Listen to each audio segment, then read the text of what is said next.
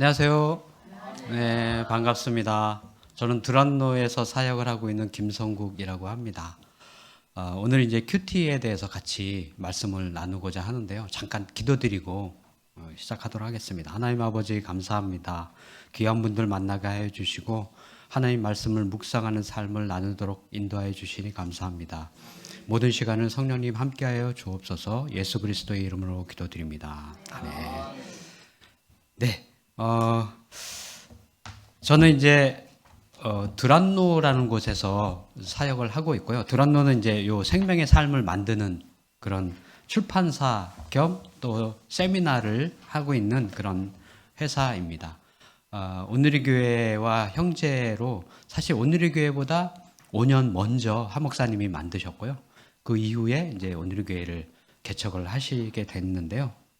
어찌됐든 이제 계속 같이 동역을 하면서 사역을 하고 있습니다. 여러분들이 이 책 혹시 갖고 계신 분 계시나요? 많이 계시나요? 없으신 분들은 프린트물도 받으셨죠? 오늘은 그걸 중심으로 같이 나누긴 할 건데요. 먼저 그럼 큐티가 뭐냐, 또 왜 해야 되느냐, 이 이야기부터 먼저 시작을 해야 될 것 같습니다. 큐티 그러면 뭔가 어려워 보이시잖아요. 어렵지 않습니다. 전혀 어렵지 않고요. 이미 여러분들이 말씀을 읽고 기도하는 삶을 살고 계시기 때문에 그것을 조금 더 형식화해서 매일같이 해보자라는 게 큐티니까 그렇게 어려운 게 사실은 아니에요. 신앙생활에서 가장 중요한 거가 두 가지가 있다 그러면 뭘까요?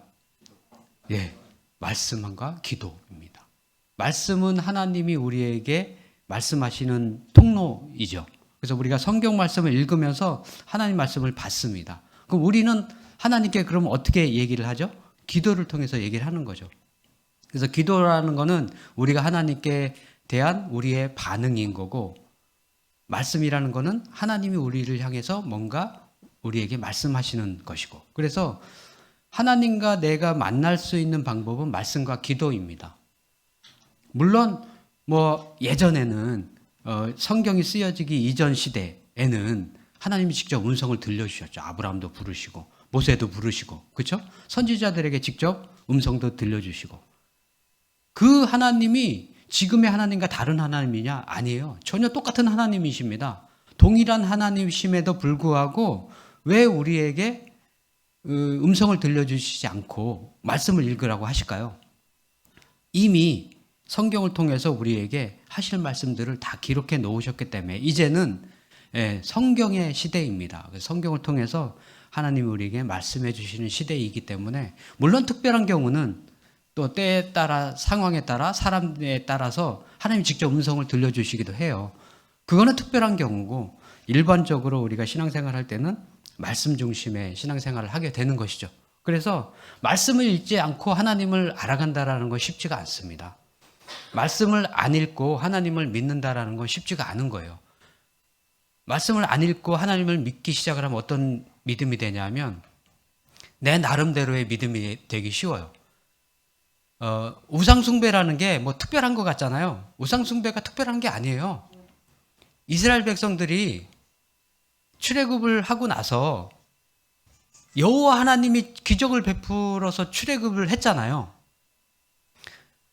하나님이 이스라엘 백성을 애굽에서 끌어내셨어요. 그 기적을 체험을 했어요.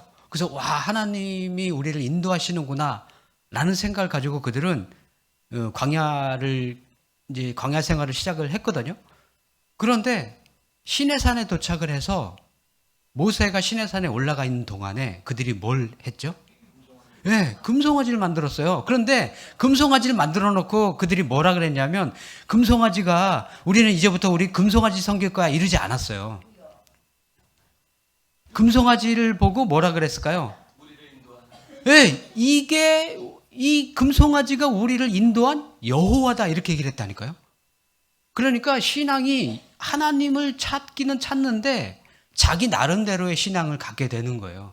그래서 뭔가 형상을 만들어 놓고 이게 하나님이다 이렇게 얘기를 하는 거죠. 우리가 성경을 제대로 읽지 않으면요, 우리가 생각하는 하나님, 우리가 만들어 놓은 하나님을 섬길 수밖에 없어요. 그렇게 되면 그게 바로 우상숭배인 거예요. 막 절에 가서 뭐 절에 가든 뭐 바알을 숭배하고 이런 것뿐만 아니고 그것만이 우상숭배가 아니고요. 우리 신앙생활 안에도 제대로 된 신앙을 갖지 않으면 내 나름대로의 신앙을 가질 수밖에 없다라는 거죠. 그래서 정말 중요한 거는 말씀이에요. 그 말씀의 핵심의 요소가 뭐냐면 예배 중에 목사님이 선포해 주시는 말씀이 가장 핵심이겠죠. 그렇죠? 그래서 우리가 주일날 이렇게 모여서 예배를 드리는 거 아니겠습니까? 그래서 말씀을 통해서 하나님 말씀을 듣고, 근데 그거 한 번만으로는 우리가 너무 신앙생활하기가 어렵다는 거예요. 코로나를 거쳐오면서 한국교회가 깨달은 게 뭐냐면 개인적인 영성이 필요하구나. 예전에는 뭐 마음 놓고 모일 수 있었으니까 예배 활동하면서 신앙생활이 유지가 됐어요. 근데 교회를 오지 못하게 어떤 제도적 장치를 딱 막아버리니까 성도들이 갑자기 신앙생활이 뚝 떨어지기 시작한 거예요. 그러면서 교회가 느끼기를 이제는 공동체적인 어떤 활동도 중요하지만 개인적인 신앙을 제대로 갖추지 않으면 이런 일이 또 일어났을 때 또 신앙이 흔들릴 수 있겠구나를 이제 깨닫게 된 것이죠. 더 절실하게 깨달은 거죠. 그래서 큐티라는 게 조금 더 이제 많이 저희에게 요청이 오기 시작을 했습니다. 큐티라는 거는 개인 영성이에요. 예배라는 건 공동체 영성이고요. 공동체 영성이 무너지면 개인 영성이 흔들리기 쉬워요. 그래서 공동체 영성이 굳건할 때 우리가 개인 영성을 준비를 해야 됩니다. 그래서 지금부터 조금 힘들지만 우리가 큐티라는 걸 통해서 나의 개인 영성을 좀 잡아가면서 그렇게 살다 보면 또 어려운 일이 언젠가 또 어려운 일이 있을 수 있잖아요. 지금은 우리가 자유 속에서 신앙생활을 하지만 억압의 시대가 올 수도 있어요. 핍박의 시대가 올 수도 있습니다. 그게 우리 때가 아니더라도 우리 자녀 때일지 모르지만 언제일지 모르지만 핍박의 시대가 곧 옵니다. 그러면 그때 우리는 어떻게 신앙을 지켜낼 거냐라는 거예요.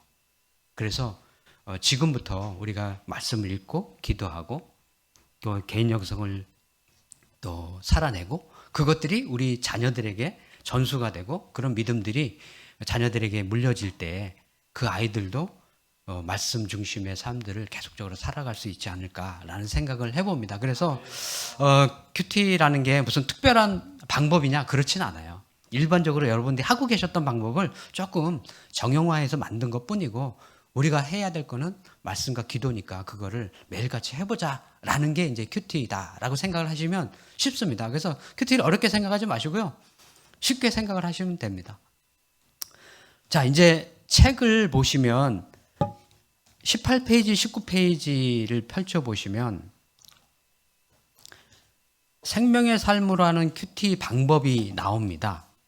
이제 책이 없으신 분들은 옆에 분들하고 같이 좀 이렇게 봐주시면 되고요. 그냥 쭉 설명을 들으셔도 됩니다. 생명의 삶으로 하는 큐티 그래가지고 여기 18페이지, 19페이지에 이렇게 방법이 나와 있죠. 다 피셨나요? 거기에 오른쪽 페이지에 위에 보면은 큐티의 정의가 나옵니다. 큐티란 뭐냐라는 것을 설명을 해주고 있는데요. 같이 한번 읽어볼게요. 큐티는 quiet time의 약자로 이렇게 이제 같이 읽어보겠습니다. 시작. 큐티는 quiet time의 약자로 매일 조용한 시간과 장소를 정해 하나님을 개인적으로 만나고 성경 말씀을 통해 나를 향한 하나님의 음성을 듣고 묵상하며 적용함으로써 삶의 변화와 성숙을 이루는 경건 훈련입니다. 예, 말이 좀 길어서 좀 이게 무슨 말인가 싶기는 한데요. 하나하나 조금 설명을 드리면 일단 큐티라는 말은 조용한 시간이라는 뜻입니다. 네, quiet time인데 그 quiet time을 조용한 시간을 왜 가져야 되냐는 거예요. 왜? 요즘 세상이요 너무 시끄러워요. 너무 말도 많고요. 서로 자기의 말들만 해요. 그래서 내 말을 들어주질 않아요, 사실은요. 각자의 말이 너무 많습니다. 그리고 진리라는 게요, 너무 많아요. 정보라는 게 너무 많아요. 그래서 핸드폰만 키면 뭐 정보가 쏟아집니다. 예전에는 정보를 아는 방법이 뉴스를 통해서였어요. 뭐 8시 뉴스, 9시 뉴스, 아니면 신문, 조간신문, 석간신문. 그런 것들은 한참 후에 뭔가 정리돼서 나올 때 우리가 그제서야 알았어요. 근데 지금은요, 거의 실시간으로 핸드폰만 켜면 뉴스가 쏟아지고 정보가 쏟아져요. 그 정도로 우리 사회가 빠르게 돌아가고 정보가 많고 시끄럽고 말도 많아요. 그런 와중에서 우리는 왜 조용한 시간을 가져야 되냐는 거죠. 왜 그래야 되냐면 너무 시끄럽잖아요. 하나님의 음성이 들을 수가 없는 거예요. 너무 정보가 많이 쏟아지기 때문에 그 속에서 하나님의 음성이 들리지가 않는 거예요. 우리가 집중하지 않으면요, 하나님의 음성이 들리지 않습니다. 조용한 상태에서 하나님의 음성을 들을 줄 알아야 돼요. 왜냐? 예수님도 그러셨어요. 예수님은 하나님이셔요. 하나님의 아들이셔요. 그럼에도 불구하고 예수님이 엄청나게 바쁘게 사역을 하셨거든요. 이 땅에 오셔가지고 뭐 고치시고 전파하시고 가르치시고 이런 일들을 하시지만 꼭 잊지 않았던 것이 한 가지가 새벽 오히려 미명에 한적한 곳에 가셔서 기도하셨어요. 왜 그러셨냐고요? 왜? 아니 하나님이신 그분이 모든 능력을 갖고 계신 그분이 왜 특별히 조용한 시간을 가졌을까요? 필요하다는 거예요. 그런 시간이 필요하다는 거예요. 왜요? 하나님과 성부 하나님과 성령 하나님과 성자 예수님은 삼위일체 하나님이세요. 그분 세 분이서 특별하게 그분들만의 시간이 필요했던 거예요. 그분들이 만나셔서 뭘 했을까요? 사랑을 속삭이셨겠죠. 대화를 나누셨겠죠. 그리고 어제의 일과 또 오늘에 펼쳐질 일들과 앞으로의 사역들을 논의하시고 계획하시고 그런 이야기를 나누셨을 거예요. 예수님의 기도가 저의 기도처럼 하나님 뭐 이렇게 해주시고요. 이런 거 도와주시고요. 그리고 일어나는 기도가 아니고 예수님의 기도는 달랐지 않았을까 저는 생각을 해보거든요. 어땠을까? 서로 이야기를 나누셨을 거예요. 성부 하나님과 성자 하나님과 성령 하나님 세 분이서 서로 상의하시고 이야기하시고 사랑을 속삭이시고 또 사랑을 확인하시고 그런 시간이 누군가에는 반드시 필요하다는 거예요. 예수님조차도 그분이 엄청난 능력을 이 세상을 창조하신 그분이 그런 시간을 가졌다라면 우리들에게도 당연히 필요한 거죠. 사실은 우리가 바쁘게 살다 보니까 이런 시간 없이도 그냥 막 시간에 쫓겨서 막 살다 보니까 이게 이 시스템에 의해서 밀려가다 보니까 어느덧 돌아보면 1년이 훅 가 있고 마치 잘 살아온 듯 하지만 가만히 한쪽에서 내면을 들여다보면요. 뭔가 허전함이 있는 거예요. 야, 벌써 내가 나이가 이렇게 됐구나. 내가 해놓은 게 별로 없는데. 이런 생각이 자꾸 드는 거예요. 왜 그러냐? 세상에 밀려서 떠내려가다 보면 그렇게 되는 거예요. 내가 가야 될 방향성을 못 잡고 내가 지금 잘 가고 있는지 지금 내가 잘 살고 있는지 내 신앙생활은 어느 정도에 와 있는지를 점검하지 않고 막 밀려가는 대로 빠르게 살다 보면요. 그렇게 어느덧 나이가 훅 지나고 나면 전도서에서 얘기하는 솔로몬이 고백하는 헛되고 헛되니 이런 고백밖에 우리가 할 수밖에 없어요. 그렇지 않으려면은 조용한 시간을 정말 가져야 됩니다. 그 시간이 정말 필요하고요.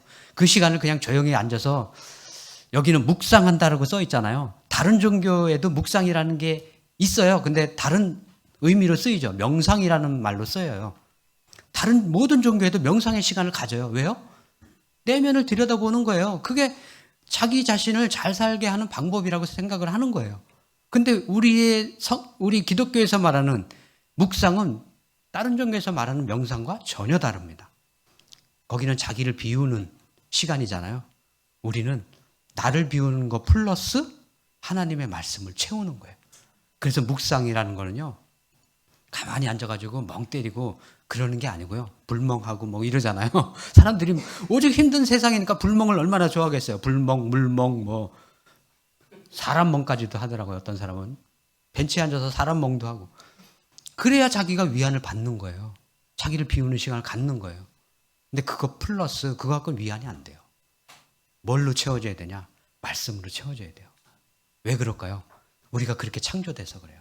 하나님의 말씀으로 우리를 창조하셨고 흙으로 사람 빚어서 우리 코에 생기를 불어넣어서 우리를 살아있는 생영이 되게 만들었기 때문에 우리 안에는요 말씀이 채워지지 않으면 늘 공허한 거예요. 그래서 아무리 뭘 사도 아무리 좋은 걸 가져도 아무리 맛있는 걸 먹어도 그때뿐이고 잠깐 지나면 또 허전한 거예요. 왜 사람들이 중독이 일어날까요? 채워지지 않으니까 중독이 일어나는 거예요. 더 센 거, 더 강한 거, 더 좋은 거, 더 좋은 거. 약물을 먹어도 자꾸 더 좋은 걸, 더 센 걸 먹어야 약효과가 생기니까 그래서 마약에 중독이 되는 겁니다. 왜 우리 안에 채워지지 않을까? 뭘 가져도. 좋은 걸 아무리 내가 사도 왜 채워지지 않을까요? 예수님이 얘기를 하셔요. 어떤 청년에게 사람이 이 온 천하를 얻고도 목숨을 잃으면 뭐가 유익하겠느냐 이렇게 얘기를 하셔요. 그 얘기는 거꾸로 뒤집으면 내 목숨이 온 천하보다 귀하다 이 뜻이에요. 그렇죠? 온 천하를 나에게 줘도요 내 목숨 하나만도 못한 거예요. 그러니까 채워지지가 않는 거예요. 목숨이 더 귀하니까. 내가 좋은 걸 갖고 싶잖아요. 그거보다 더 좋은 걸 가져야 만족이 생긴다니까요. 근데 내가 만물보다 위에 있는데 만물을 아무리 가져봐야 나한테는 만족이 없는 거예요. 나보다 더 큰 걸 가져야 만족이 돼요. 그게 나보다 더 큰 게 뭘까요? 하나님의 말씀이고 예수 그리스도의 영이고 성령님이시고 오직 하나님밖에 없는 거예요. 하나님만이 나를 유일하게 만족시킬 수 있는 분이라는 거예요. 그렇게 우리는 창조됐기 때문에 나를 비우는 작업뿐만 아니라 말씀으로 우리를 채워야 결국은 그 안에서 내가 위안을 얻고 만족을 얻고 평안을 얻고 살아갈 힘을 얻는 거예요. 물론 세상이 주는 안락도 있어요. 세상이 주는 평안도 있어요. 물질이 주는 평안이 있어요. 당연히요. 있죠. 왜 없겠어요. 그러나 그거 위에 평안이 있다니까요. 그거를 우리가 소유하지 않으면 아무리 물질을 가져도 잠시 잠깐의 평안밖에 없는 거예요. 우리가 살아야 지금 100세 시대, 150세대를 지금 이야기를 해요. 좋아요. 150세를 산다고 치자고요. 그 이후에 삶은 끝이냐고요? 아니에요. 그 위에는 영원한 삶이 기다려요. 150년은요, 요만큼도 안 되고 점도 안 돼요. 그거에 비하면 점을 행복하게 사시겠습니까? 영원을 행복하시게 사시겠습니까? 선택의 문제는 지금에 달려 있다니까요. 지금 내가 하나님을 선택할 것이냐, 세상을 선택할 것이냐에 따라서 150년을 행복하게 살고 그 위에는 정말 말씀대로 추운 데 가서 어두운 데 가서 이를 갈며 살 것이냐 아니면 하나님과 영원한 평안을 누릴 것이냐 이거의 삶이 지금 이 순간에 결정이 나는 거예요. 죽음 이후에는 끝나는 거예요. 결정이 없어요. 죽음 전에 우리가 결정을 해야 돼요. 믿을 거냐 말 거냐를 하나님을 쫓을 거냐 말 거냐를 결정을 해야 되는 거예요. 죽은 이후에는 기회가 없어요. 천주교는 연옥이라는 곳에 갔으니까 자녀들이 연보를 많이 하면 땡그랑 소리와 함께 조상들이 천국으로 간다. 이딴 소리 없어요, 성경에는요. 지금 이 순간 우리가 믿지 않으면요, 끝인 거예요. 그렇기 때문에 우리가 지금 해야 될 건 뭐냐? 조용한 시간을 통해서 하나님과의 깊은 교제 속에서 참 평안을 얻어야 돼요. 할렐루야. 아멘. 예, 그래야 지금 이 세상의 삶이 팍팍할지라도요, 우린 소망을 갖고 살 수 있는 거예요. 단순히 미래에 그냥 천국 가기 때문에 그런 뿐만 아니고 이 땅 가운데서도요, 하나님이 주시는 복을 우리가 누릴 수 있다니까요. 그래서 조용한 시간을 가지라라고 얘기를 하는 거예요. 예수님도 그렇게 하셨고요. 그러면 조용한 시간에 뭘 할 거냐? 하나님을 개인적으로 만나는 거예요. 예배는 공동체적으로 만나는 거예요. 일대 다수로 하나님을 만나고 하나님께 찬양하고 예배하고 경배하고 그분이 주시는 은혜를 받고 그게 예배고요. 큐티는 뭐냐? 개인적으로 1대1로 하나님을 만나는 거예요. 근데 그걸 어떻게 만날 거냐? 말씀을 통해서 하나님의 음성을 들으면서 만나는 거예요. 그 음성을 어떻게 할 거냐? 묵상한다라는 말은 다른 종교에서 말하는 명상과 다르게 묵상이라는 말은 뭐냐 하면 읊조리는 거예요. 되새김질하고 읽고 또 읽고 또 읽고 마음판에 새기는 거예요. 그래서 신명기 말씀에 이 율법책을 또 여호수아의 말씀에도 이 율법책을 가나안 땅에 들어가게 되면 어떻게 하라고요? 손목에 매고 이마에 붙이고 그죠? 문설주에 붙이고 앉으나 서나 일어날 때나 나갈 때나 들어올 때나 자녀들에게 가르치고 묵상이 그 뜻이에요. 하루 종일 그 말씀을 내 것으로 삼는 거예요.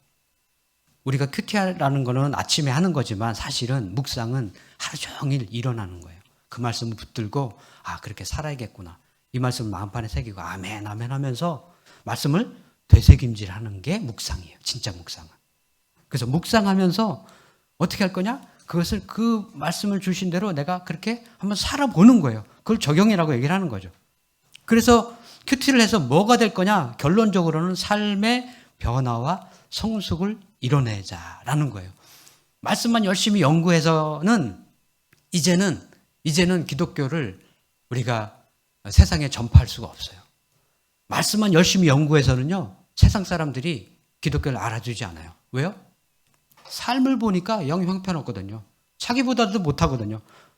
아니, 목사라는 사람들이 신문에 나고 이상한 일들을 벌이고 그러면서 기독교가 개독교가 됐어요. 말씀 연구는 열심히 했는데 삶은 받쳐주지 않으니까. 물론 그런 일부의 목회자와 또 성도들이죠. 당연히. 일부지만 사람들이 볼 때는 그게 대표적으로 보이는 거예요.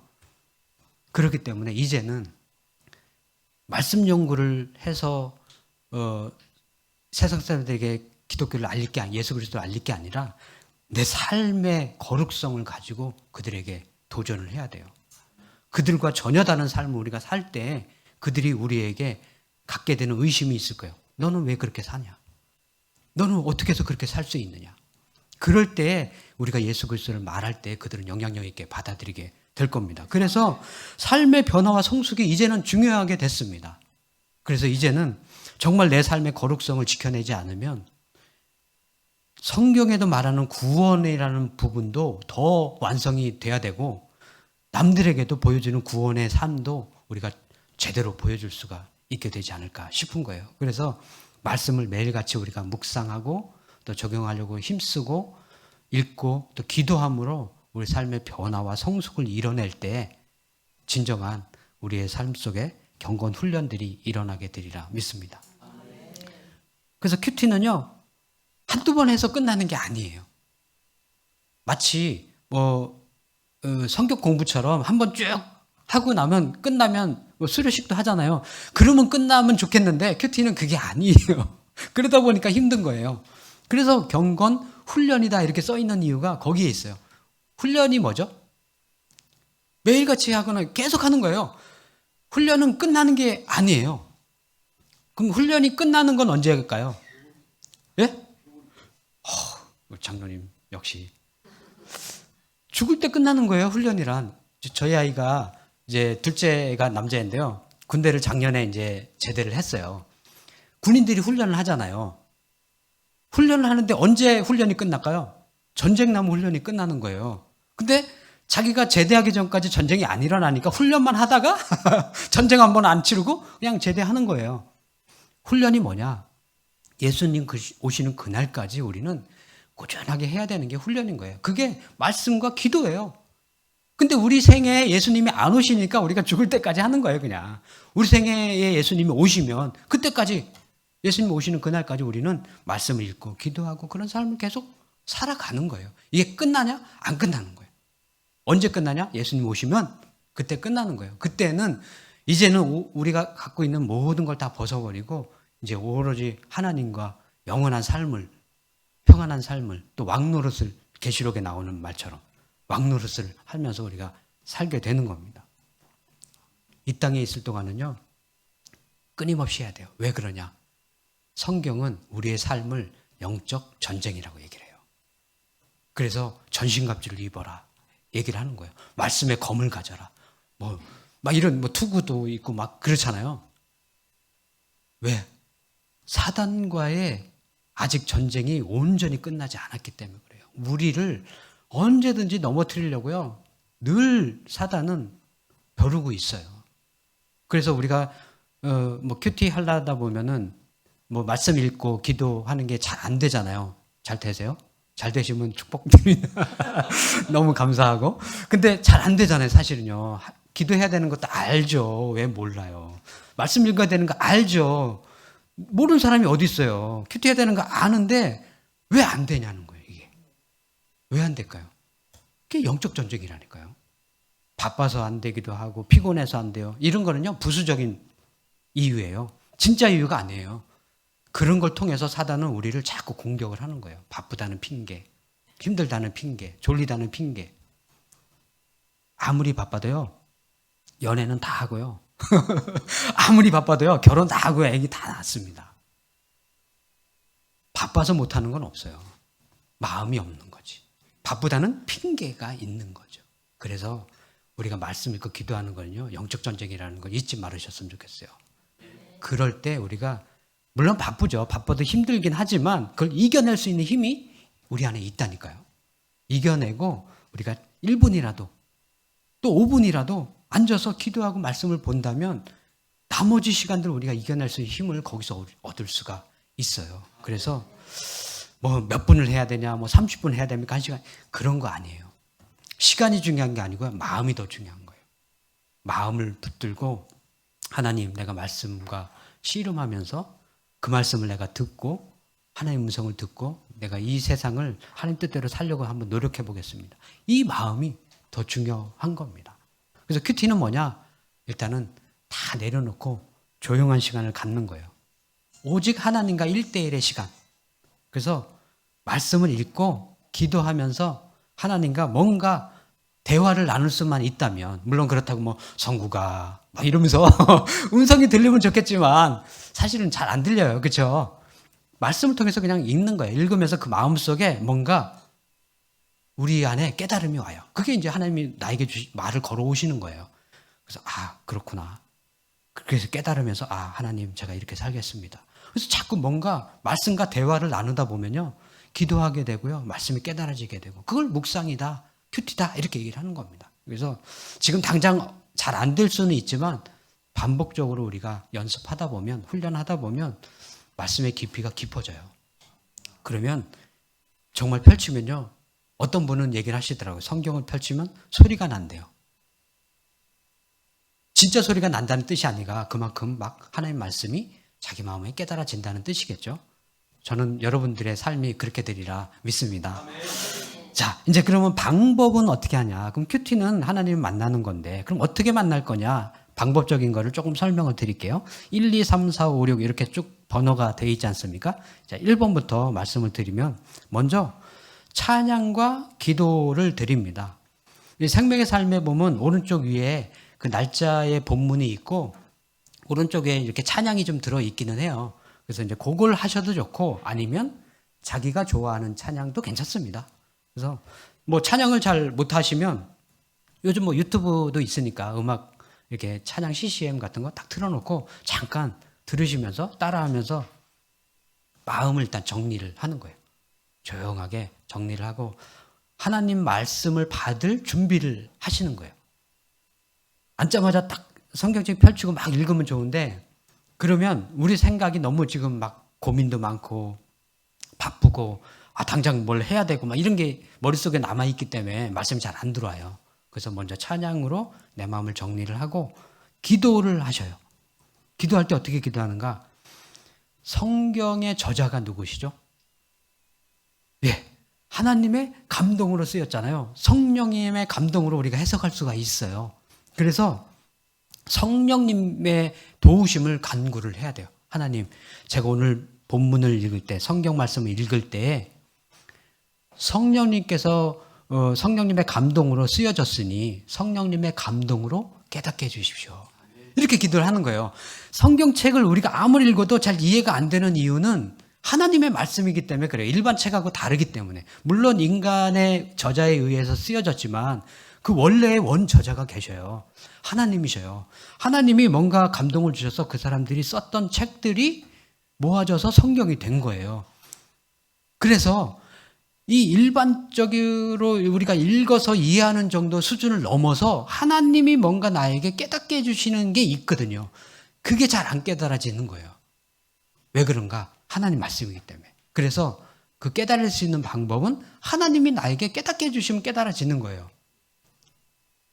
깨닫는 거는 지식하고 큰 어떤 지식하고 큰 문제가 일어나지 않아요. 지식이 많다고 해서 막 많이 깨달아지고 지식이 적다고 해서 덜 깨달아지진 않아요. 깨달아지는 건 뭐냐면 이쪽에서 나에게 뭔가를 얘기해 주면 깨달아지는 거예요. 예를 들어 비밀이잖아요. 내가 너한테만 얘기해 줄게. 비밀이야.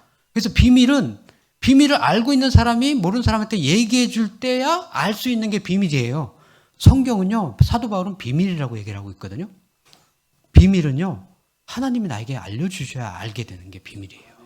그래서 기도를 하시고 읽으셔야 돼요. 하나님, 내가 오늘 본문을 읽을 때 하나님의 뜻이 깨달아지게 해주시고 이 본문을 통해서 나에게 뭘 얘기를 하고 싶으신지를 내가 알 수 있게 지혜를 주십시오. 기도를 하시고 읽으시면 깨달아집니다. 여러분이 성경 지식이 뭐 많고 적고 신앙 경력이 많고 적고 이런 거 아무 상관없다니까요. 어린아이에게도요. 말씀을 이렇게 알려주고 읽혀주고 깨닫게 해주면 그들이 성령님이 감동을 주시면 아이들도 깨닫고 구원을 얻는 거예요. 지식하고는 상관이 없어요. 내가 뭐 가방끈이 짧어 그런 거 다 버리세요. 하나님 앞에서는 그런 거 아무 소용없어요. 하나님이 깨닫게 해주시면 깨달아지는 거예요. 그래서 우리가 기도하고 읽으셔야 돼요. 하나님 알게 해주십시오. 깨닫게 해주십시오.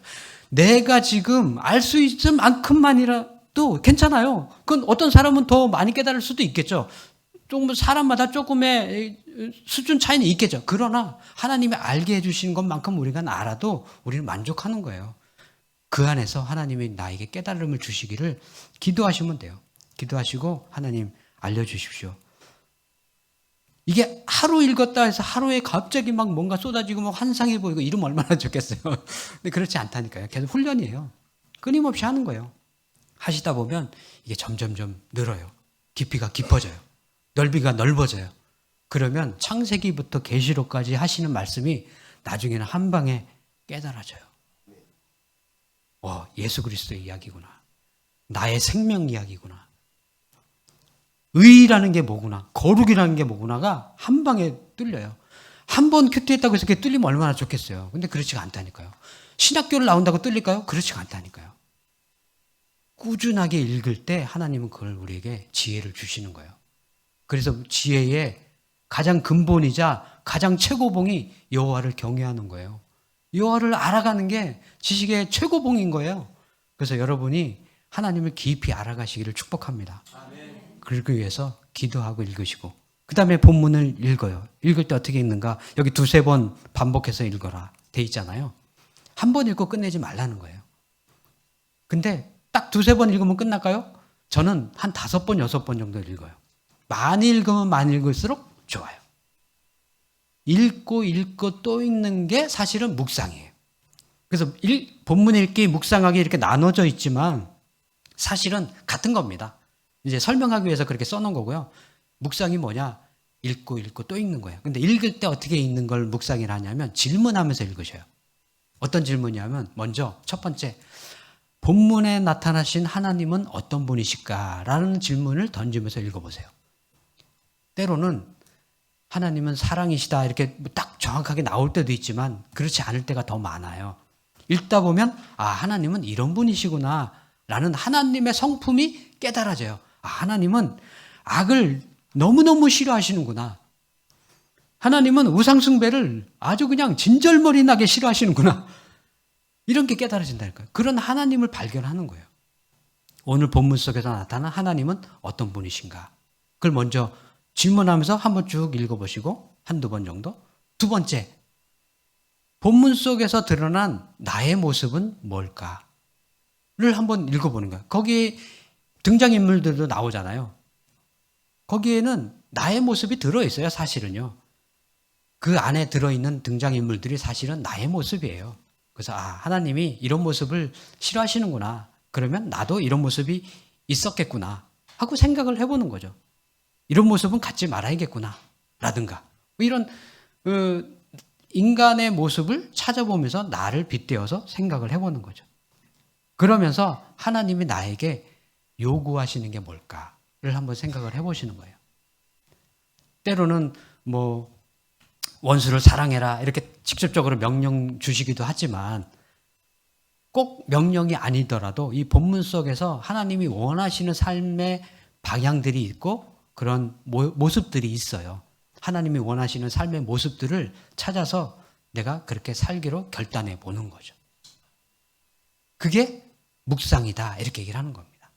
그래서 읽으면서 하나님은 어떤 분이신가, 또 내가 어떻게 살아야 될까를 두 가지를 질문을 하면서 읽으셔요. 그리고 저는 왜라는 질문도 많이 하거든요. 하나님 왜 이런 말씀을 하셨어요? 다윗은 왜 이렇게 행동할까요? 밧세바 사건 때 물어보는 하나님 다윗이 왜 이랬을까요? 질문하다 보면요, 그 본문 안에서 뭔가 깨달음이 와요. 아, 이걸 놓쳤구나. 다윗이 요것을 놓쳤구나. 라는 게 깨달아지는 거예요. 그러면 내가 그렇게 하지 않으면 되는 거니까. 그렇죠? 그런 것들을 찾아내는 게 묵상이다라는 거예요. 그래서 왜라는 질문도 많이 던지시고 본문을 읽으면서 그냥 훅 읽고 끝내지 마시고 본문과 대화를 나누시는 거예요. 한 절 한 절 읽으면서. 그래서 좀 더 자세하게 읽고 세세하게 읽고 처음 대하듯이.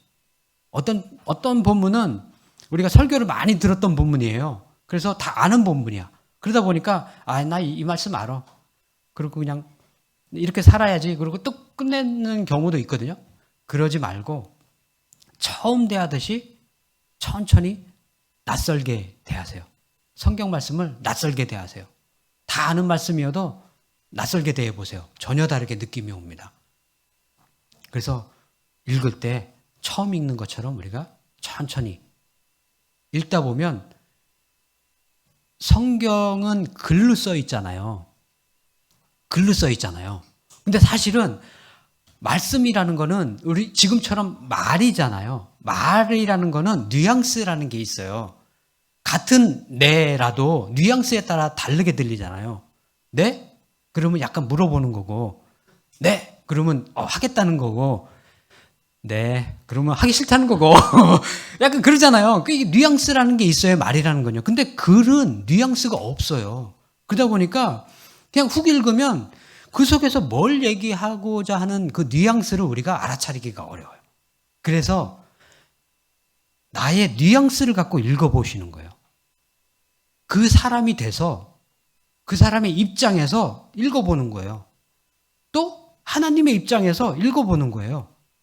여기 등장하는 인물들 입장에서 혹은 반대되는 입장에서 읽어보셔요. 그러면 뉘앙스가 느껴져요. 아, 다윗이 이런 얘기를 할 때는 이런 느낌으로 하는 거였구나. 솔로몬이 지금 이런 느낌으로 이렇게 행동하고 있구나가 느껴지면 그게 잘못된 거면 내가 그렇게 안 살면 되는 거고 잘된 거면 내가 그렇게 살기로 결단하면 되는 거예요. 그래서 삶의 모습이 얼마든지 많이 들어있고요. 그 속에서 내가 얻을 수 있는 그런 하나님의 음성들이 너무너무 많아요. 그래서 우리가 그것을 읽어내기 위해서는 그래서 필요한 어떤 시간적인 요소가 사실은 필요해요. 그래서 조용한 시간, 그런 조용한 시간을 확보를 해야 되는 게 필요한 거죠. 그래서 시간을 정해서 천천히 읽으면서 말씀과 뭔가 대화를 나눌 수 있으시면 좋겠습니다. 그러면서 느껴지는 게 있으면 그걸 결단을 하시면 돼요. 아, 이렇게 살면 안 되겠구나. 그러면 그렇게 안 살기로 결단하면 되고, 이렇게 살아야겠구나. 그럼 그렇게 살기로 결단하시면 돼요. 그런데 그거를 이제는 조금 더 구체적으로 해보자라는 거예요. 원수를 사랑해라. 이런 말씀 우리가 읽었어요. 그럼 어떻게 하면 좋을까요? 원수를 사랑했습니다. 이러면 되나요? 원수를 어떻게 사랑할 거냐가 없잖아요. 그렇죠? 그러니까 조금 더 구체적으로 우리가 어떻게 원수를 다 사랑할 수 있겠어요? 솔직히 없죠. 단 이웃을 뭔가 내가 사랑을 하려면 그 이웃이 누군지를 정확하게 어떤 사람에게 내가 어떻게 오늘은 한번 해야겠다. 구체적인 행동이 있으면 더 좋겠죠. 예를 들어 좀 마음이 서먹서먹하신 분이 있으면 내가 먼저 손을 내밀어서 차 한잔을 하든 밥을 한 끼 먹든 내가 먼저 연락을 하겠다라든가, 윗집하고 별로 좀 안 좋았으면 맛있는 걸 내가 싸들고 가서 한번 인사를 나누겠다라든가, 복음을 우리가 전하지 못한다 할지라도 그런 사랑들을 우리가 나눌 수가 있거든요. 그런 조그만 나의 삶의 변화부터 시작이 된다 그러면 우리의 삶을 통해 예수 그리스도가 움직이기 시작하시고 역사하기 시작하시면 놀라운 일들이 일어나는 겁니다. 처음부터 원수를 다 사랑하겠습니다. 그러면서 집에 있는 왼수들도 사랑 못하고 집에서 그냥 막 싸우고, 예? 그러는 게 아니고 진짜 내 삶을 변화시키는 뭔가 조금의 하나라도 있으면 좋겠다라는 거예요. 그래서 좀 더 구체적으로 우리가 적용점을 찾아보시고, 꼭 그렇게 안 된다 할지라도, 우리가 실천을 다 못한다 할지라도 찾아보고 정해보는 게 중요해요. 그러고 나서 어떻게 해야 되는가? 기도하는 거예요. 그래서 기도가 필요한 거예요. 하나님, 하루 종일 살면서 하나님, 내가 오늘 하루 오늘 말씀을 읽은 걸 가지고 이렇게 살려고 합니다. 주님 도와주십시오. 또 나의 환경을 지켜주십시오. 기도하면서 사는 게 곧 묵상의 삶이고 적용하면서 사는 삶이고 삶의 변화를 일으키는 삶이다, 저는 생각을 해요. 어떻게 우리가 다 결단한다고 다 살 수 있겠습니까? 아무리 내가 윗집하고 잘 살겠습니다 결단을 해도 막상 딱 눈앞에 보이면 마음이 어렵잖아요. 쉽지 않거든요. 괜히 내 자존심이 상하는 것 같고 내가 지는 것 같고 그러잖아요. 그런데 기도하면 그것을 이겨낼 수 있는 힘이 생기는 겁니다. 그래서 말씀 묵상하고 거기서 깨달은 걸 가지고 적용을 하고, 그리고 큐티는 일단 끝나요. 사실은 끝나면 기도를 하면서 하루를 좀 사시면 좋겠다라는 거예요. 그렇게 일주일을 살고 나서 주일날 이렇게 모이시면 큐티 나눔을 하시면 좋겠습니다. 그래서 오늘 한 주 동안에 어떻게 살았는지, 또 말씀을 가지고 어떻게 적용했는지, 이 뒤에 보면은 소그룹 큐티 나눔도 있거든요. 뭐 그걸 가지고 하셔도 좋고, 아니면 뭐 일주일에 본인이 좀 은혜 받았던 말씀을 나누셔도 좋고, 그건 이제 교회에서 정하시는 대로 하시면 좋겠습니다. 그래서 이제 큐티 끝나고 기도할 때 큐티가 다 끝나면 기도문을 적어 놓으시면 훨씬 더 좋아요. 깨달은 거, 혹은 은혜 받았던 거, 혹은 내가 결단했던 거를 간단하게 두세 줄의 기도문으로 작성을 하세요. 감사의 기도문도 좋고요. 뭐 회개의 기도문도 좋고, 결단의 기도문도 좋고, 고백의 기도문도 좋고, 다 좋습니다. 뭐 하나님, 오늘 말씀을 통해 이러이러한 거 깨닫게 해주셔서 감사합니다. 내가 오늘 하루 이렇게 살겠습니다. 이런 식으로 뭔가 결단의 기도문을 딱 적어 놓으면 그걸 가지고 하루 종일 그 기도를 드리면서 사시면, 그러면 이제 큐티가 훨씬 더 적용되어지기가 쉽겠죠. 그래서 계속적으로 말씀드리지만 오늘 하루 당장 내가 못했다 해도 실패나 뭐 그런 게 아니니까 절대로 좌절하거나 뭐 큐티 못하겠어 나는 뭐 포기하거나 이런 거 하지 마세요. 포기보다 잘 못하더라도 꾸준하게 하는 게 더 잘하시는 거예요. 예. 큐티를 내가 잘 못하고 말씀을 잘 못 깨달아도, 내가 그런 거 잘 못해도 꾸준하게 읽으시는 게 더 잘하시는 거예요. 지금 내가 설명을 드렸잖아요.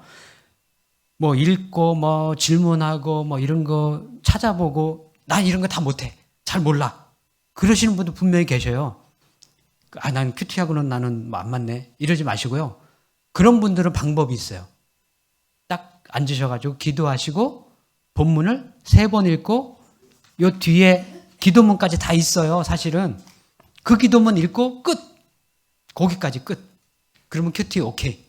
다음날 또 아침에 또 본문 3번 읽고 기도하고 끝.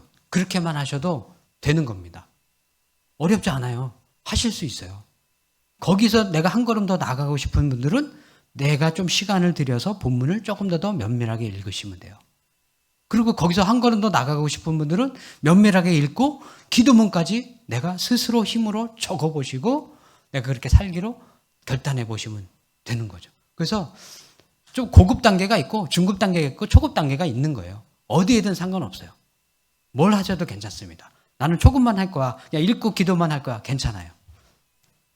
그게 쌓이다 보면요, 하나님이 지혜를 주시면 더 깊이 있게 묵상할 수 있어요. 지금은 제가 이제 쭉 설명을 드려야 되니까 이걸 다 설명을 드려서 와, 저걸 어떻게 다 해, 이런 분도 계시잖아요. 다 하라는 뜻이 아니고 이렇게 하는 건데, 이제 이런 게 있는데 있다라는 걸 설명을 드리는 거고, 이런 거 있지만 그래도 여러분들이 할 수 있는 부분은 요렇게 초급, 중급, 고급이 있으니까 거기에 맞게끔 하시면 됩니다. 그래서 올해까지는 내가 뭐 빠지지 않고 뭐 일주일에 적어도 5번 이상은 내가 본문 읽고 기도하겠다라든가, 한 번도 안 빠지고 내가 본문 읽고 기도만 하겠다, 올해까지는, 이렇게 작정을 하셔도 괜찮아요. 그렇게 해서 하다 보면은 점점점 늘게 되어 있습니다. 자, 이제 들어보시니까 어떠세요? 좀 할만 하시나요? 뭐 이미 하고 계신 분들도 계시다는 제가 말씀도 들었고, 큐티에 대해서 또 이미 알고 계신 분들도 많이 계시기 때문에 조금 뭐 중복되는 이야기일 수도 있는데 말씀을 한번 쭉 드렸습니다. 그래서 큐티란 뭐고, 어떻게 하는 거고, 왜 해야 되냐면 정말 하나님이 나를 그렇게 창조하셨고 뭔가 하나님이 나와 교제하고 싶어 하시기 때문에 그래요. 인간을 만들어 놓고 그냥 너 혼자 살아 이렇게 하지 않았거든요. 하나님은 우리와 함께 하고 싶어 하셔요. 근데 그 함께 하는 거에 죄 때문에 함께 하지 못했거든요. 그래서 사이가 벌어졌어요. 원수가 됐어요. 이렇게 같이 친해져 있었는데, 친한 사이였는데, 사랑하는 사이였는데 죄라는 것 때문에 원수가 됐거든요. 근데 그 원수된 우리를 예수님의 피로 다시 자녀되게 하셨어요. 사랑의 관계로 다시 만들어줬어요. 그 이유는 그냥 천국 될 것 같게 이게 아니고, 그거는 나중에 결과물이고, 야, 너랑 나랑 좀 뭔가 사귐을 갖자, 함께 하자. 그래서 예수님의 다른 이름이 뭐죠? 임마누엘이에요. 임마누엘이 뭐죠? 네, 우리와 함께 하고 싶어 하시는 거예요. 그분은요, 우리와 함께 하고 싶어 하셔요. 그래서 성령님이 우리 안에 들어와 버리시는 거예요. 왜 들어오시겠어요? 나를 뭐 그냥 귀신 씌워가지고 나를 마음대로 막 끌고 가고 싶어서 들어오는 게 아니라니까요. 함께 하고 싶어 하시는 거예요. 그분은 나랑 동행하고 싶어 하시고, 둘이 뭔가 하나님의 일을 하고 싶어 하셔요. 그 하나님의 열망은 대단하셔요. 그런데 인간인 우리가 그 하나님을 거부하는 거예요. 싫다는 거예요. 내 뜻대로 살고 싶다는 거예요. 내 마음대로 살고 싶고 내가 원하는 대로 살고 싶다는 거예요. 하나님을 믿는 우리조차도 하나님 제발 좀 나 좀 건들지 말아주세요. 그러다가 편안하게 그냥 살고 싶다가 언제 하나님 찾냐면, 언제 찾을까요? 내가 힘들 때, 내가 아플 때, 병 걸렸을 때, 사업이 망했을 때, 하나님 빨리 와서 내 문제 해결해 주세요. 내 병 고쳐주세요. 그때는 우리가 하나님을 찾지만 그 문제가 해결이 되면 잠깐 계세요.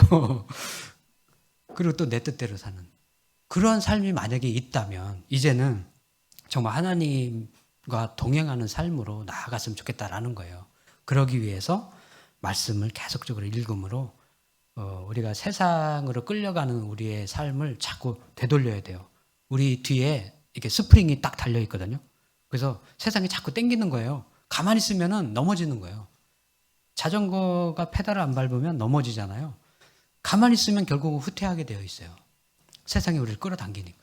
그래서 우리는 끊임없이 하나님 앞으로 계속 나와야 되고, 끊임없이 하나님 앞에 무릎 꿇어야 되고, 끊임없이 주님의 말씀을 듣고 다시 점검을 하지 않으면 가만히 있으면 가만히 있는 게 아니고 뒤로 후퇴하게 되어 있어요. 그래서 우리가 신앙의 이 일들을 점검하면서 날마다 싸워 나가시는 여러분의 일상이 되시기를 축복합니다. 자, 이제 생명의 삶을 보시면 그 한 장을 넘기시면은 한눈으로 보는 성경이라 그래가지고 그 달의 본문을 쭉 설명을 해드렸어요. 그래서 이거를 먼저 좀 읽어보시면 큐티 하시기가 좀 쉽습니다. 열왕기상의 이야기가 뭘까? 이제 12장부터 22장이 요 5월 달의 내용인데 그 전반적인 이야기를 쭉 설명을 해주고 있고요. 24페이지에 보시면은 다음 장 넘겨보시면 24페이지에 묵상을 돕는 배경 산책 그래가지고 이제 다 그 저자들은 다 대부분 다 신학 교수님들이시거든요. 근데 그런 분들이 이제 좀 일반 성도분들이 알면 좋은 내용들을 좀 적어놨어요. 그래서 북이스라엘의 수도 사마리아, 그래서 사마리아에 대해서 쭉 내용을 적어 놓으셨어요. 이런 거 읽어보시면 어떤 지리적이든 역사적이든 그런 내용들을 조금 파악을 하시면 훨씬 더 본문을 읽어내기가 쉽습니다. 그리고 그 다음 옆에 장을 보시면 난제 해설이라 그래가지고 해석하기 어려운 그런 난제들이 꼭 있어요. 열왕기상에는 그러면 하나님은 거짓말을 사용하시는가? 이제 거짓말을 가지고 하나님이 뭔가 그거를 통해서 하나님이 또 이게 역사를 이뤄내기도 하고 하니까 그러면 하나님은 거짓말을 사용을 하실까? 왜 나쁜 일도 그럼 하나님이 사용하신다는 거야? 그럼 저 강도를 가지고도 하나님이 일하신다는 거야? 이런 의문들이 있잖아요. 그런 거에 대한 어느 정도의 가이드를 주는 그런 내용입니다. 그러니까 이런 난제 해설을 좀 읽어보시면 우리가 갖고 있는 그런 의문들을 많이 조금 해소할 수 있습니다. 그래서 읽어보시면 좋을 것 같고요. 자, 이제 1일자 본문, 여기 이제 첫 번째 1일자 본문을 잠깐 펼쳐보시면 이제 제목이 있고 본문이 있고 오른쪽 위에는 찬송이 있고 이렇게 쭉 되어 있습니다. 그리고 오른쪽 밑에 이렇게 박스로 진하게 박스 쳐져 있잖아요. 여기가 이제 그 본문의 요약입니다. 그래서 이것만 딱 읽으면 아, 이게 무슨 내용이구나라가 이미 딱 알 수 있을 정도로 다 요약을 해놨고요. 그 다음에 어려운 단어들도 조금 설명을 해놨고 한 장 넘겨보시면은 이제 해설이 들어있어요. 뭐 프린트물도 보시면 뒤쪽에도 있잖아요. 이제 이렇게 두 단락으로 항상 해설이 들어있고 오른쪽에는 에세이가 들어있어요. 이것도 참 그 본문에 맞게 편집부에서 다 막 책들을 다 조사를 해가지고 정말 어렵게 다 찾아서 넣어놓은 거거든요. 책을 많이 안 읽으시는 분들은 이것만 읽어도 몇 권의 책을 읽는 효과를 얻습니다. 그래서 읽어보시면 이 본문 내용과 연관성도 있고 많이 이렇게 좀 깨달을 수 있는 그런 좋은 에세이들이 많이 있습니다. 자, 이제 여기 해설에 보면은 요 해설이 들어있고 요 밑에 굵은 글씨로 질문이 위아래가 들어있어요. 이게 어떤 질문이냐면 이 본문을 가지고 내가 묵상해 볼 수 있는 질문이에요. 그러니까 아까 제가 이제 본문을 읽을 때 뭐 질문하면서 읽어라 말씀드렸잖아요. 그 질문을 요 질문을 가지고 묵상을 해보셔도 돼요. 그러니까 이미 다 넣어놨기 때문에 하실 수 있는 방법은 뭐 무궁무진합니다. 그래서 뭐 하나님 찾기 혹은 뭐 나의 모습 찾기 이런 거 안 하셔도 요 뒤에 있는 본문만 뒤에 있는 질문만 가지고 쭉 한번 생각을 해보시면서 다시 본문을 읽어보셔도 깊은 묵상을 우리가 할 수가 있어요. 그래서 그렇게만 활용을 하셔도 됩니다. 그리고 이제 해설 밑에 아예 기도문까지 저희가 다 넣어놨어요. 그래서 저희는 저희 가족은 이제 딸, 아들, 아내랑 저 이렇게 넷이 살고 있거든요. 근데 이제 그 전부터 아들이 군대 가기 전부터도 물론 이제 성경을 매일 읽었어요. 이제 뭐 로마서 읽기도 하고 뭐 잠언서 읽기도 하고 이제 성경을 돌아가면서 읽기도 했는데 모여가지고 읽지는 않고 그냥 각자 읽고 카톡방에서 오늘 읽은 말씀에 대해서 뭐 좀 나누기도 하고 그랬거든요. 그런데 재작년에 아이가 군대를 딱 들어가면서 군대에 갔다 데려다 주고 훈련소에 집어넣고 왔는데 막 마음이 너무 이상한 거예요. 아이 방에 들어갔더니 막 못 들어가겠는 거예요. 제가 좀 약간 좀 그래요. 그래서 아내는 잘 가 막 이러는데 저는 막 울고 있고 약간 그래요. 그래서 너무 막 마음이 찡하고 그런 거예요. 그래서 안 되겠다. 우리 3명이서 모이자. 그래서 모였어요, 저녁에. 아이를 위해서 기도하자. 그랬는데 그때가 11시 11분이었어요, 밤. 11시 11분에 모여가지고 잠깐 기도를 하고 이제 생각해 보니까 1111이잖아요. 11시 11분. 그래서 이거를 매일 하루에 한 장씩 성경 읽고 1분 내가 메시지하고 아니면 1분 나눔하고 1분 기도하자. 이거를 1111을 의미를 붙여가지고 11시 11분에 매일 셋이서 만나기로 약속을 했어요. 그래서 밤에 11시 12분에 모여가지고요. 성경 한 장 읽고 그 다음에 1분 나눔하고 또 1분 뭐 또 묵상하고 그리고 1분 기도하고 이런 식으로 매일 하루에 한 장씩 10편 읽다가 10편 너무 많이 읽으니까 좀 너무 길잖아요. 150편. 그러니까 약간 지루하더라고요. 그래서 이제 잠언 읽다가 또 전도서 읽다가 다시 시편 읽다가 뭐 마태복음 이런 식으로 뭔가 책을 읽으면서 매일같이 아이를 위해서 기도하고 가정을 위해서 기도하다 보니까 나라를 위해서 기도하고 그런 기도가 자꾸 늘어나는 거예요. 1111을 계속했어요. 물론 빠진 날도 있었지만 거의 매일같이 했거든요. 그랬더니 아이에게 그 얘기를 해줬어요. 우리 아이에게. 그 아이가 너무 좋아하는 거예요. 그리고 그 아이가 제대를 하고 왔어요. 그래도 저희는 넷이 모여가지고 111을 계속하고 있어요.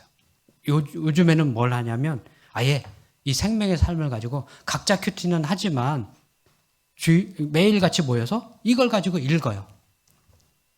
4명이서 한 번 쭉 돌아가면서 쭉 읽어요. 읽고 기도문 같이 읽고 기도하고 끝. 이게 우리 가정 예배예요. 매일같이 11시 11분에 이거 해봐야 5분 정도밖에 안 걸려요. 한 번 쭉 읽고 기도하고 끝. 그런데요. 아이가 어느 날 자기 얘기하기 시작을 하는 거예요. 아빠 나 오늘 하루 이런 일이 있어서 그 얘기를 30분 동안 이야기를 해요. 우린 들어줬어요. 젊은 애들하고요 소통하기 어렵습니다. 젊은 애들하고요 대화하기가 쉽지가 않아요. 근데 아이가 먼저 자기 얘기를 꺼내요. 이게 가능해지는 이유는 저는 말씀 때문에 그렇다고 생각을 해요. 아무리 부모가요 아이들한테 얘기해봐요. 어차피 일로 들어와서 일로 나가. 잔소리입니다. 잔소리. 전혀 안 들어요. 아이를 가르칠 수 있는 거는 난 하나님이시고 말씀이라고 생각을 해요. 그래서 저는 내가 할 수 있는 거는 그냥 읽히는 거예요. 읽히는 시간 갖고 거기서 내가 뭘 말하거나 절대 그런 거 하지 않습니다. 읽고 기도하고 끝. 읽고 기도하고 끝. 그런데 아이가 자기의 이야기를 하기 시작을 해요. 그리고 자기의 고민거리를 이야기하고 시작을 하고 기도 제목 내라 그랬더니 기도 제목을 내고 같이 기도하고 이게요. 말씀으로 우리가 그렇게 될 수 있다는 거예요. 그러니까 읽기만 하셔도요. 여러분 은혜를 주셔요.